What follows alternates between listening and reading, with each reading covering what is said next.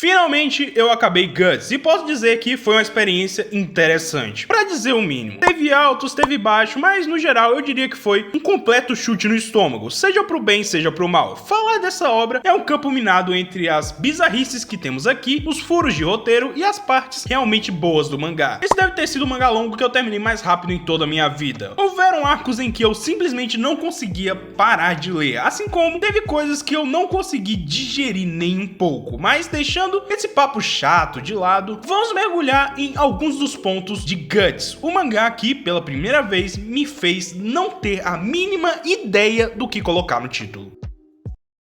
Vamos por partes. Guts se trata de uma história em que dois estudantes decidem ajudar um mendigo que caiu nos trilhos de um trem, mas acabam morrendo no processo, ocasionando neles sendo levados até uma sala com outras pessoas que morreram naquele dia. Junto dessa sala tem uma bola. Essa bola é o Guts, que manda eles para missões em que eles têm que caçar alienígenas em uma pequena área em busca de pontos. Caso eles consigam 100 pontos, eles estarão livres, aparentemente. Acontece que essas são apenas as informações iniciais que nós temos sobre as pontuações. Mais pra frente, a gente descobre que as pontuações têm muito mais poder do que parece. Só que logo aqui nesse início a gente tem pontos interessantes a se destacar na série. Começando pelo Kurono, o protagonista, sendo essa espécime rara de filho da puta, que pra mim contribuiu muito com todo o contexto que o mangá apresenta, desde as escolhas impulsivas e questionáveis dele, até aqueles pequenos momentos de lucidez que temos no personagem, na qual vão moldando a sua personalidade até o ponto em que ele se torna verdadeiramente um protagonista gostável. Esse é um ponto muito satisfatório. Eu amo protagonistas com a índole questionável, aqueles que são completamente desgraçados, uma escória da humanidade, mas mesmo assim eles têm o seu momento de mostrar que são sim caras bons. Nesse aspecto, Guts brilha muito, ainda mais com essa pegada meio shonen que ele abraça muitas vezes aqui, principalmente na construção do Kurono. Particularmente eu gosto da parte em que ele tá todo feliz porque ele vai voltar pro jogo, já que lá ele é realmente forte, mas ele tem seu entusiasmo totalmente quebrado nesse mesmo arco, assim como tem uma mudança total de elenco, para um que eu particularmente prefiro muito mais que o antigo. E falando neles, nós precisamos conversar sobre os personagens dessa obra. Vamos lá, se descontar a maioria dos personagens importantes, vulgo, parte principal do time, todos os outros humanos são praticamente abomináveis, seres descartáveis, completamente filhos da puta. Eu entendo que isso é pra fazer uma crítica e expor o lado sujo da humanidade, mas, mano, não precisa exagerar também, né? Não tem uma santa alma que preste nesse negócio. Os professores são filhos da puta, os alunos são filhos da puta, os pais são filhos da puta, os filhos da puta são filhos da puta. Não tem a mínima condição uma parada dessa. Mas é claro, nem todos são assim. E também os personagens importantes que são, em sua grande maioria, o cúmulo da sensatez. De uma forma que não dá, cara. Com pouquíssimas exceções, esses caras fazem até boquete se você pedir. Claro, eles têm sim seus conflitos e seus arcos, que são bons sim, e a gente torce por eles. Mas essa caricatura toda dos personagens fica meio foda às vezes. Por sorte, tem uma parada que segura muito os arcos: a ação. Mano, essa porra me surpreendeu muito. Eu tenho que dar grandes elogios ao autor, pois quando a gente fala de seinen, que é a demográfica de Guts, não temos um histórico muito bom em relação à ação, já que estamos focando em um público mais velho e muitas das vezes o foco é outro. Mas aqui eu ficava empolgado em cada uma das cenas de ação que tinha. Era uma melhor que a outra, assim como cada uma delas me dava expectativa para a próxima página e pro próximo resultado de cada confronto, juntando com o gore extremamente satisfatório. Essa foi uma das experiências mais bacanas que eu tive ultimamente, assim como os aliens, que eram super bacanas, alguns bem criativos e outros bem bizarros, mas as mortes eram sempre um espetáculo, mesmo que eu nem ligue pra maioria delas, já que elas são feitas com esse intuito mesmo. Eu não tô reclamando, ainda mais com a criatividade que algumas têm. Chega a ser satisfatório pra mim, que curte muito esse tipo de horror bizarro, o que tornou a minha caminhada muito mais divertida, apesar dos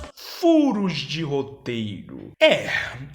Vamos lá, quando a gente fala de furos de roteiro em qualquer obra, costuma ser um assunto polêmico, já que aquilo que define um furo de roteiro é mais complexo do que parece. No entanto, como eu não quero complicar esse vídeo, a gente vai usar a definição de que furo de roteiro é uma quebra em uma regra que foi pré-estabelecida pelo autor, o que nos leva a dois desses furos que eu quero discutir aqui com vocês. A primeira é que, se você revela pra alguém fora do jogo sobre o Gantz, essa pessoa morre instantaneamente. Até aí, ok, mas a parada começa a ficar estranha no momento em que o Kurono descobre que o Nishi, o personagem mais infeliz dessa obra, fez um fodendo site sobre o Gantz, na qual revela todos os segredos para todos da internet verem. Daí, pra contornar essa situação, é estabelecido que, para que a sua cabeça seja explodida, o cara para quem você revelou essa informação tem que acreditar em você. Ok, só que é foda ter que engolir que ninguém da internet acreditou nessa porra. Tanto que teve até mesmo uma pessoa que acreditou, mas isso não conta, pois ele já sabia de tudo antes e perdeu a memória. O importante aqui, eu tava engolindo essa história, ter que acreditar para que a condição de morte seja acionada. Só que aí entra um problema muito fudido pra mim. Em uma das missões, uma personagem tira uma foto de um dos participantes por acidente. Ela não viu a foto, muito menos acreditou naquilo, mas instantaneamente a cabeça do coitado foi explodida. Esse fato me deixou biluteteia das ideias, mas mesmo assim eu consigo defender essa parada, assumindo que a regra muda quando envolve câmeras. Ok, só que aí a gente vai para o segundo furo, e esse eu juro, eu tentei achar argumento para que esse furo fizesse sentido, mas infelizmente ele não faz. Eu estou falando do clone da Kishimoto. Logo no início é dito pelo Nishi que quando você vai pro Guts, vem um clone seu substituir seu corpo morto, de boa. Mas só Kishimoto tem um clone naquele momento, daí eu pensei que o clone aparece no local em que você morreu e do mesmo jeito, ou seja, conseguiram salvar o clone da Kishimoto. Só que aí a gente tem outro problema, pois existem pessoas que morreram de maneira bem fácil de serem resgatadas, ou que poderiam sobreviver por conta própria, tipo o Takeshi. Daí vem a solução desse problema. O Guts tem uma função de ressurreição, e se o cara for ressuscitado 2 vezes, ele ganha um clone. E daí, ok, né? Problema resolvido. Mas não. Essa ressurreição também tem regras, nas quais não se encaixam na questão da Kishimoto. Para começar, a pessoa ressuscitada tem que ter entrado na memória do Guts, vulgo participar do jogo, coisa que a Kishimoto nunca tinha feito. Depois, caso você não seja o jogador, mas esteja na memória por ter sido um alvo, sua ressurreição te manda para onde você morreu, mas para isso outra pessoa de outro time tem que ter ressuscitado a Kishimoto naquele exato momento, coisa que eu acho muito improvável. Por fim, se tu for ressuscitado e for um jogador, você volta com as memórias da última missão, no próprio apartamento do Guts. Nenhuma dessas alternativas se aplica ao clone da Kishimoto. Esse sim é um furo que pode ser considerado crítico, mas no final nada disso importa muito, pois a mensagem principal do mangá nos mostra isso. No fim das contas, Guts tem uma parte que faz toda a jornada até o final valer a pena. A grandiosa Sala da Verdade, um momento breve, bem no final do mangá, mas que te marca pelo resto da vida. Claro, comigo não foi bem assim, por eu ter passado por essas questões há muito tempo atrás, mas não se engane, esse momento é o mais próximo de um retrato de uma crise existencial, e com certeza ele invalida qualquer uma das dúvidas que eu já tive sobre essa obra. Mas de qualquer forma, eu acho que isso é tudo, né?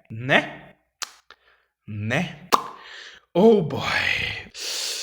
Por onde começar? Eu sei que você não deve ter começado a seguir o meu canal por motivos de militância, mas às vezes a gente tem que deixar o orgulho de lado e militar um pouquinho. Blackface, o ato de uma pessoa branca se pintar de preto pra satirizar uma pessoa preta. Obviamente, essa é a definição original, ela vem mudando com o passar do tempo, muito embora uma coisa se mantenha. É bem imoral, e sim, tem uma em Guts. Esse capítulo em específico gerou muita discussão, tanto onde eu li o mangá, quanto na minha aba de comunidade, mas ninguém se atentou a um pequeno grande fato que, na minha opinião, é o principal de tudo. Porque caralhos, esse filho de uma cadela fez isso? De verdade, não fez a menor diferença. Inicialmente ele fez essa parada para se disfarçar e matar um monte de gente em um bairro, mas o problema é que se ele tivesse feito isso com uma simples máscara normal, daria no mesmo, pois cagaram para esse acontecimento no futuro da obra. Literalmente o único cara que cita esse momento no futuro é um personagem que não pode fazer nada em relação a ele. Fora isso, o pessoal de Guts é um povo burro, tipo muito burro, no ponto que se você fala para um professor que tem um aluno prestes a ser molestado, ele diz que não é problema dele.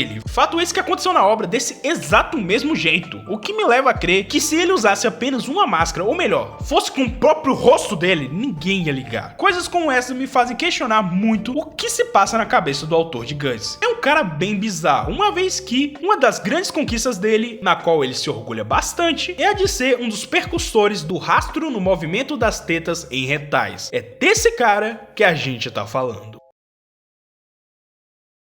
Mas, tirando tudo isso, eu recomendo muito Guts, é uma experiência muito divertida e realmente te faz pensar bastante. Foi uma surpresa enorme pra mim que esse mangá fosse tão bom, já que eu conhecia um anime de Guts há bastante tempo e sabia que era um desastre completo, mas eu dei uma chance pro mangá e realmente é um mangá muito bom. E já que você chegou até aqui, que tal se inscrever no canal e se tornar um membro que ajuda bastante, no qual eu tenho que agradecer muito a eles, em especial a minha mãe, que está sempre patrocinando a gente aqui. Fora a divulgação no server do Discord pra ninguém arrancar minha cabeça. Eu espero vocês aqui no próximo vídeo.